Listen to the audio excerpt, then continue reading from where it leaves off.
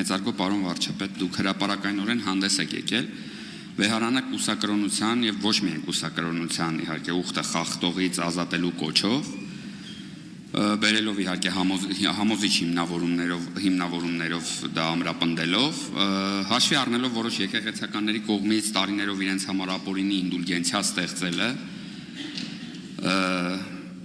եւ իհարկե աջակցելով այս գաղափարին, ես ուզում եի ճշտել ինչպես եք պատկերացնում իրականացնել այս պրոցեսը, այսինքն ինչպես եք պատկերացնում գործընթացը այս։ Հարցին կպատասխանի վարչապետ Նիկոլ Փաշինյանը։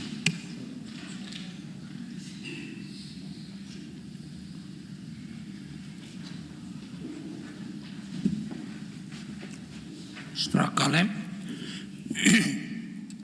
Ես հարցը պատկերացնում եմ հետևյալ կերպ։ Նախ Մայրաթորում պիտի գտնվեն մարդիկ, ովքեր այնտեղ են գտնվում Աստծո օրհնությամբ։ Հայ առաքելական եկեղեցին իր կանոններում հստակ սահմանել է, թե ինչպես է Աստծո օրհնության հավաստումը, եթե կարող ենք այդպես ասել, տեղի ունենում։ Ես էլի ուզում եմ ձեզ հետևյալը մեջբերել, որ յուրաքանչյուր կուսակրոն հոգևորական կուսակրոնությունը ստանձնում է խորանի առաջ ծնկաչոք ստանձնած հետևյալ ուխտով։ Մեջբերում եմ ուխտը։ Հիմա եթե Կտրիչ Ներսիսյանի պարագայում ասենք, այդ ուխտը բառացիորեն հնչել է հետևյալ կերպ եւ ստորագրվել է։ Ես Տեր Գարեգին Աբեղա Ներսիսյանս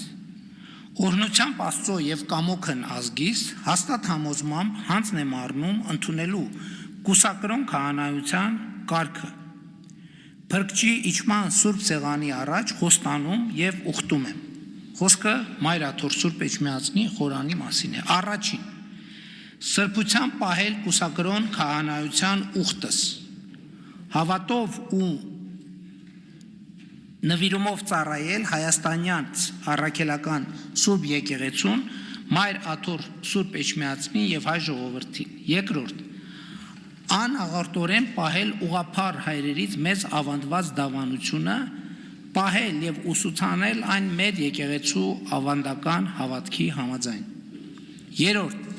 Մայր Աթոր Սուրբ Էջմիածնի միաբան մնալ մինչև իմ կյանքի վախճանը, սրբությամբ պահել ժուժկալության, կամավոր աղքատասիրության, կրոնավորության, ողջախոհության եւ հնազանդության հայրապետահաստատ կանոնները,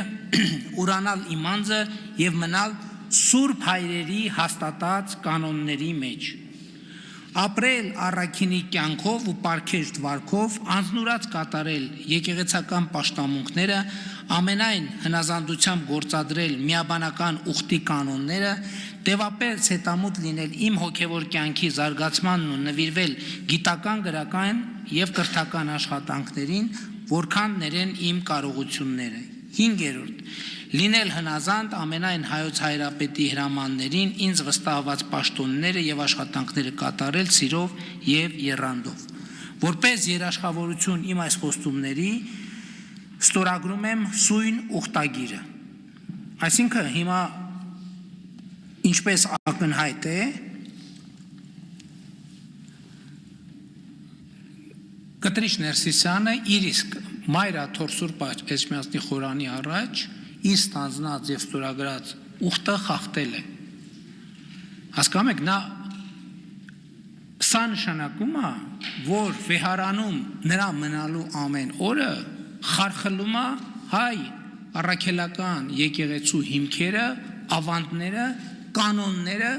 որոնց հղում է արվում այստեղ, որ արձագանքեք շարունակություն եք ասի։ Արձագանք։ Խնդրում եմ շարունակել, միջելոց երթումից դուրս է գալի, որ միայն կուսակրոնությունը չի, որ խախտվում այս ուխտում, այլև ժուժկալության եւ աղքատասիրության ուխտն էլ որ շատ մանրամասն խախտում է, բայց շարունակել։ Չէ, էլի բաներ կան, ես հիմա այդքան ժամանակն էլ քիչ է չվերլուծեմ, բայց ասենք առնվազն մի քանի կետ, բայց ես ուզում եմ ուրիշ բանի վրա էլ ուշադրություն դարձնել, որ օրինակ կարող եմ մեջ բերել մեր կանոնագրքի առաքելական երկրորդ կանոնների կանոն իգն, որտեղ ասվում է եպիսկոպոսը կամ երեցը կամ սարկավակը, եթե պոռնկության մեջ կամ երթմնազանձության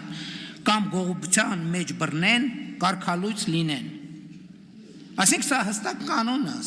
կանոնը, հասկանում եք, եւ անխուսափելի։ Հիմա կտրիչ Ներսիսյանը հայ առաքելական եկեղեցու հայրապետը չի այդ իմ նշած փաստերի բերումով եւ նրա այնտեղ մնալու ամեն օրը, ամեն վայրկյանը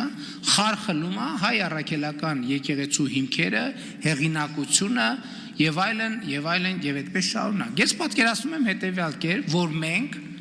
հայ առաքելական եկեղեցու հոգևոր հոտը քրիստոնեական մեթոդներով պետքա ուղղակի բոլոր սրբապիղծներին դուրս տնի